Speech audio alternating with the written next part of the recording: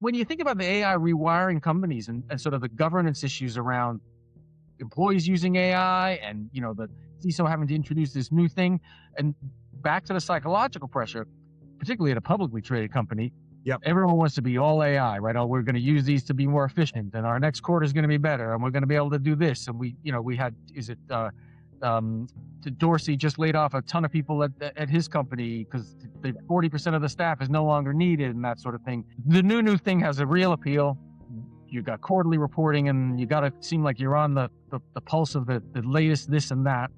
How does that work for the CISO, where suddenly it's like, oh yeah, we got to say we're doing AI, we got to be using AI, make sure we're not getting, jeopardized security-wise. Have a nice weekend. Yeah, I agree. I mean, I think this is probably the biggest current issue that they're thinking about, and where there's an AI acolyte or head, right? Some companies are now creating an AI, the chief AI officer, right, to contend with this. And now you introduce additional competition between the CTO and the chief AI officer and the CISO.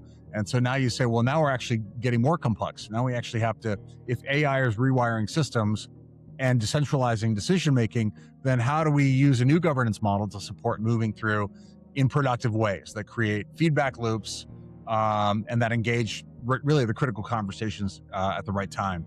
That's the challenge. I mean, that is the challenge. And to your point earlier, it's like if we keep drinking soda, it's fine when you're 16 to some extent, but by the time you're 30 or 40 or close to my age, my gosh, the soda catches up to you pretty fast. And it's accretive, right? So meaning not necessarily for the better, but for the worse. And so if we're not on top of this, both AI and cyber connected infrastructure and work now, then I think it compounds. And when it does compound, by the way, you end up getting, massive investment required later.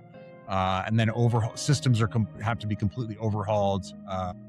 And there's a whole bunch of, offline and online risks as well that become problematic. I think you're right. I mean, I think this is when you can't keep up with the decentralized decision-making, how do you move? That makes leadership even more important. It's more critical, more central. Yeah, I mean, you make two good points there.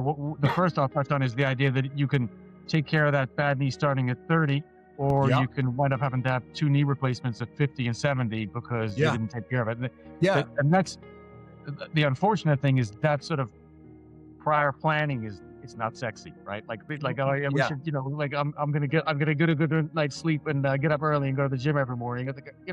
It's a great lifestyle. I like it myself, but it's hard to introduce to something that's been doing it differently for a long, long time. Well, spot on. No, I mean, to your point, it's like the accretive nature of the behavior changing in that context doesn't have to be massive. Like if I'm pounding on my knees and creating massive strain on my knees, maybe I just tweak my workout a little bit, or I try swimming a couple of days a week, right? So I don't know that there's a wholesale, I don't think that this adaptive challenge requires wholesale transformation.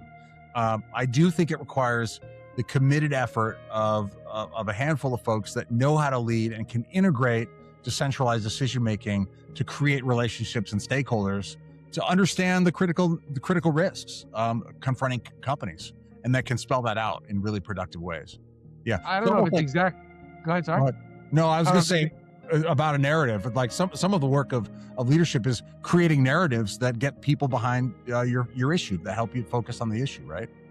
You don't have to tell me about the value of storytelling.